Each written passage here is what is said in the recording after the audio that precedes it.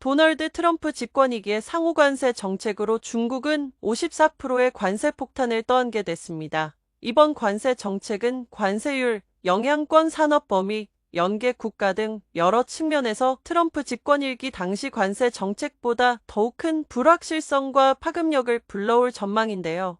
트럼프 집권 일기인 2018년 무역전쟁 당시 미국은 중국에만 관세를 부과했지만 이번 관세 조치는 전 세계 국가로 확대됐습니다. 특히 이번에 가장 큰 관세 인상 폭탄을 맞은 국가들 중 다수는 중국의 생산기지 이전과 우회 수출 통로의 전략적 기지가 됐던 국가였던 만큼 중국의 우회 수출까지 제약을 받으며 중국 수출에 큰 타격을 줄 것으로 예상됩니다.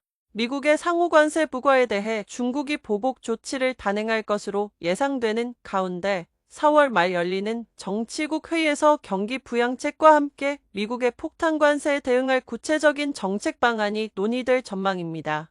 다수의 증권사들은 집권 일기 당시 때처럼 추 양국의 협상을 통한 관세율 조정 여지가 여전히 존재하는 가운데 중국 경제에 미치는 충격은 내수 회복 상황과 함께 종합적으로 고려해야 한다는 조건부 낙관론을 내놓습니다.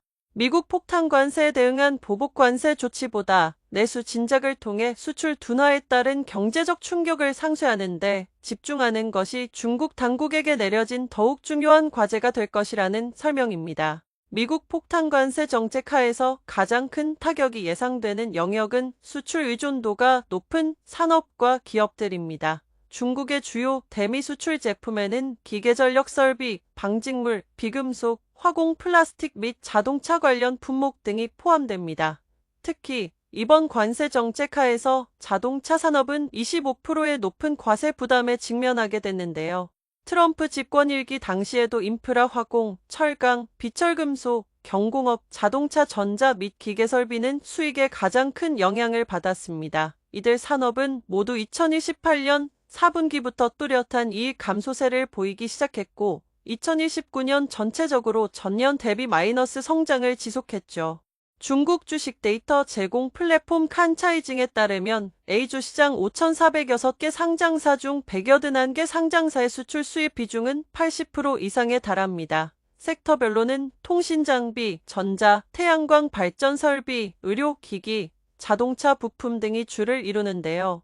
개별 종목 중에서는 대표적으로 중국 최대 음향부품 제조업체 가이와 전자제품 위탁 생산업체이자 애플 테마주인 입신정밀 등의 전자섹터 대장주들을 들 수 있습니다. 2023년 기준 이들 두 기업의 해외 매출이 전체 매출에서 차지하는 비중은 각각 91.4%와 89.2%에 달했죠.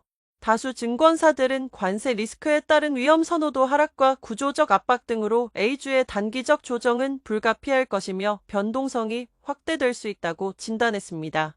특히 수출 의존도가 높은 기업의 경우 하반기에 실적 압박이 가중될 것으로 보이는 만큼 이에 따른 주가 하방 압력도 커질 수 있다고 경고했는데요.